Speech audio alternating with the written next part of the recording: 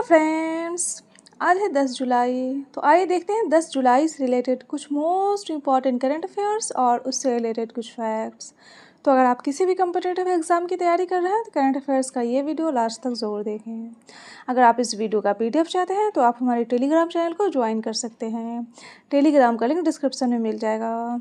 अगर आप चैनल पे नए हैं तो चैनल को सब्सक्राइब कर लीजिएगा। तो आइए शुरू करते हैं आज का सवाल। सवाल नंबर 1 है, हाल ही में किस राज्य के प्राकृतिक इतिहास संग्रहालय को भारत का 21वां नामित जैव विविधता भंडार गृह घोषित किया गया है? तो ये घोषित किया गया है मिजोरम का, यानी सही जवाब होगा ऑप्शन ए। आइए देखते हैं इसके आंसर को डिटेल से। हाल ही में पर्यावरण मंत्रालय ने जैविक विविधता अधिनियम 2002 के तहत मिजोरम विश्वविद्यालय आइजॉल में स्थित प्राकृतिक इतिहास संग्रहालय को देश का 21वां नामित भंडार गृह अधिसूचित किया है।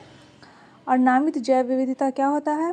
तो यह उन सरकारी मान्यता प्राप्त संस्थानों, प्रयोगशालाओं या विश्वविद्यालयों को कहा जाता है जिन्हें जैविक विविधता अधिनियम 2002 के तहत पौधों, सूक्ष्म जीवों और जानवरों के जैविक नमूनों को सुरक्षित रखने का कानूनी अधिकार प्राप्त होता है। आइए देखते हैं अगला नंबर सवाल। सवाल नंबर 2 है, हाल ही में किस राज्य सरकार ने SC और ST महिलाओं को उद्यमशीलता के माध्यम से सशक्त बनाने के लिए दाक्षायणी योजना शुरू की है? तो दाक्षायणी योजना शुरू की है अभी केरल ने, यानी सही जवाब होगा ऑप्शन ए। आइए देखते हैं इसके आंसर को डिटेल से।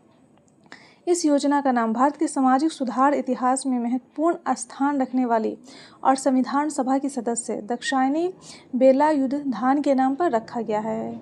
और इस योजना के तहत नए व्यवसाय शुरू करने के लिए 75% की सरकारी सब्सिडी दी जाएगी, जिसकी अधिकतम सीमा 10 लाख रुपए है। आइए देखते हैं अगला नंबर सवाल। सवाल नंबर 3 है, हाल ही में पुलिस अनुसंधान एवं विकास ब्यूरो के नए महानिदेशक कौन बने हैं? तो ये बने हैं आलोक कुमार, यानी सही जवाब होगा ऑप्शन बी। आइए देखते हैं इसके आंसर को डिटेल से। हाल ही में आलोक कुमार मित्तल को पुलिस अनुसंधान एवं विकास ब्यूरो का नया महानिदेशक नियुक्त किया गया है। और यह गृह मंत्रालय के तहत काम करने वाला एक प्रमुख केंद्रीय पुलिस संगठन है। और इसकी स्थापना 8 अगस्त 1970 को हुआ था और इसका मुख्यालय नई दिल्ली में है। आइए देखते हैं अगला नंबर सवाल। सवाल नंबर 4 है, हाल ही में नाटो शिखर सम्मेलन 2026 का आयोजन कहाँ किया गया है? तो इसका आयोजन किया गया है अंकारा में, यानी सही जवाब होगा ऑप्शन डी। आइए देखते हैं इसके आंसर को डिटेल से। हाल ही में नाटो शिखर सम्मेलन 2026 का आयोजन अंकारा, तुर्की में किया गया है। और इसका विषय है रक्षा व्यय, यूक्रेन युद्ध, यूरोप की सुरक्षा और रणनीति। और नाटो की स्थापना 4 अप्रैल 1949 को हुआ था। और नाटो का फुल फॉर्म होता है नॉर्थ अटलांटिक ट्रीटी ऑर्गेनाइजेशन।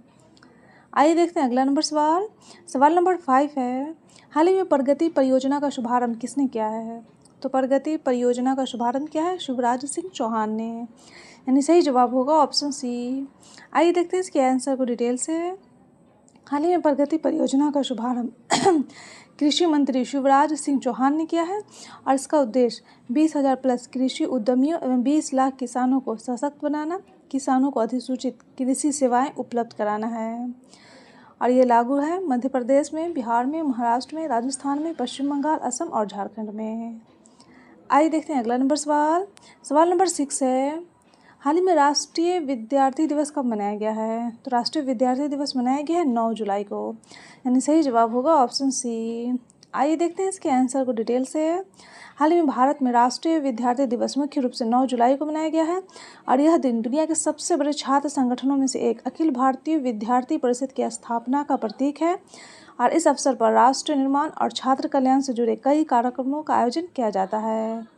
आइए देखते हैं अगला नंबर सवाल। सवाल नंबर 7 है, हाल ही में दक्षिण एशिया के सबसे बड़े निजी क्षेत्र के मिसाइल निर्माण केंद्र की आधारशिला कहाँ रखी गई है? तो ये आधारशिला रखी गई है मध्य प्रदेश में, यानी सही जवाब होगा ऑप्शन डी। आइए देखते हैं अगला नंबर सवाल। सवाल नंबर 8 है, हाल ही में पौधों की कैंसकोरा अग्नि नाम की एक नई प्रजाति किस राज्य में खोजी गई है? तो ये खोजी गई है अभी महाराष्ट्र राज्य में, यानी सही जवाब होगा ऑप्शन बी। आइए देखते हैं अगला नंबर सवाल। सवाल नंबर 9 है, हाल ही में IIM बेंगलोर कहाँ अपना पहला विदेशी परिसर स्थापित करेगा? तो यह स्थापित करेगा इंडोनेशिया में, यानी सही जवाब होगा ऑप्शन ए। आइए देखते हैं अगला सवाल। सवाल नंबर 10 है, हाल ही में भारत ने लिथियम कोबाल्ट जैसे बेहद ज़रूरी क्रिटिकल मिनरल्स की लगातार सप्लाई के लिए किस देश के साथ एक बड़ा ऐतिहासिक समझौता किया है? तो ये समझौता क्या है अभी? ऑस्ट्रेलिया के साथ। यानी सही जवाब होगा ऑप्शन सी। आइए देखते हैं इसके आंसर को डिटेल से। हाल ही में भारत और ऑस्ट्रेलिया के बीच खनिजों यानी क्रिटिकल मिनरल्स की सप्लाई और मिलकर नई खदानों की खोज करने को लेकर एक बहुत बड़ा द्विपक्षीय समझौता हुआ है। और इस पार्टनरशिप के तहत भारत की सरकारी कंपनी काबिल और ऑस्ट्रेलिया की लिथियम और कोबाल्ट खदानों में सीधे पैसे इन्वेस्ट करेगी। तो ये था डेली करंट अफेयर्स का वीडियो। अगर आपको ये वीडियो अच्छा लगा हो तो वीडियो को लाइक कर दीजिएगा और चैनल को सब्सक्राइब कर दीजिएगा और अपने दोस्तों के साथ शेयर भी कर दीजिएगा। Best of luck. टेक